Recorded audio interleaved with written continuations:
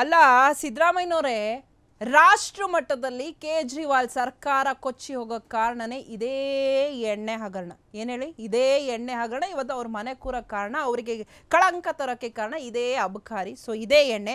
So ನಮ್ಮ ಕರ್ನಾಟಕದಲ್ಲಿ ಇಷ್ಟು ದೊಡ್ಡ ಭ್ರಷ್ಟಾಚಾರವಾಗ್ತಿದೆ, ನಿಮ್ಮ ಸರ್ಕಾರವನ್ನು ಉರುಳಿಸ್ಬೇಕು ಅನ್ನೋದು ಇದೇ ಎಣ್ಣೆ ಹಗರಣ. ಆದರೂ ಆಗ್ಬೋದು, ಹೇಳೋಕ್ಕಾಗಲ್ಲ.